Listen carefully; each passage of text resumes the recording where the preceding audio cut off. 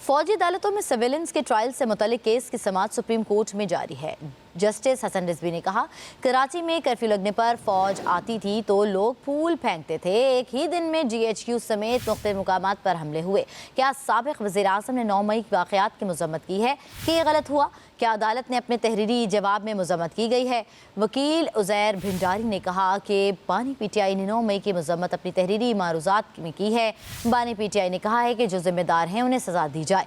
Justice Hasan Rizvi ने कहा कि मज़म्मत करना अच्छी बात है। जस्टिस मोहम्मद अली मजहर ने कहा कि अगर आप फौजियों की हद तक कोर्ट मार्शल को दुरुस्त मानते हैं तो बात आर्टिकल 175 के दायरे से बाहर निकल गई है। जस्टिस अमीनुद्दीन खान ने कहा, पहले दिन से कह रहा हूँ सब मिलकर मलबा हमारे गले डालेंगे। जस्टिस जमाल खान मंदुखिल ने रिमार्क्स दिए कि हमारा अलमिया यही है कि कानून को सियासत की नज़र कर दिया जाए।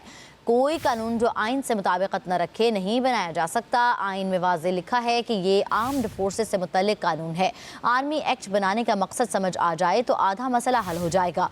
जस्टिस अमीनुद्दीन खान ने कहा, सिविलियंस के कैटेगरी भी आर्मी एक्ट के ज़ुम्रे में आती है। ये तफरीक कैसे होगी कि कौन सा सिविलियन आर्मी एक्ट में आता है और कौन नहीं? आर्टिकल 245 वाली दलील मान लें तो फौज अपने इदारों का दिफा कैसे करेगी? GHQ पर हमला हो तो क्या आर्टिकल 245 के नोटिफिकेशन का इंतजार किया जाएगा? जस्टिस नईम अफगान ने कहा कि अगर कोई फौजी और सिविलियन मिलकर ऑफिशियल सीक्रेट एक्ट की खिलाफ वर्जी करे तो ट्रायल कहाँ होगा? कोई कानून जो आइन से मुताबिकत न रखे नहीं बनाया जा सकता। आइन में वाज़े लिखा है कि ये आर्म्ड फोर्सेस से मुतल्लिक कानून है। आर्मी एक्ट बनाने का मकसद समझ आ जाए तो आधा मसला हल हो जाएगा। जस्टिस अमीनुद्दीन खान ने कहा, सिविलियंस के कैटेगरी भी आर्मी एक्ट के ज़ुम्रे में आती है। ये तफरीक कैसे होगी कि कौन सा सिविलियन आर्मी एक्ट में आता है और कौन नहीं? आर्टिकल 245 वाली दलील मान लें तो फौज अपने इदारों का दिफा कैसे करेगी? GHQ पर हमला हो तो क्या आर्टिकल 245 के नोटिफिकेशन का इंतजार किया जाएगा? जस्टिस नईम अफगान ने कहा कि अगर कोई फौजी और सिविलियन मिलकर ऑफिशियल सीक्रेट एक्ट की खिलाफ वर्जी करे तो ट्रायल कहाँ होगा?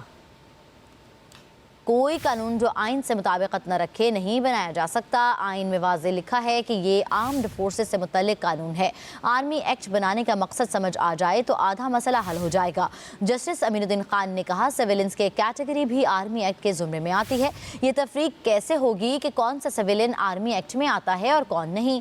आर्टिकल 245 वाली दलील मान लें तो फौज अपने इदारों का दिफा कैसे करेगी? GHQ पर हमला हो तो क्या आर्टिकल 245 के नोटिफिकेशन का इंतजार किया जाएगा?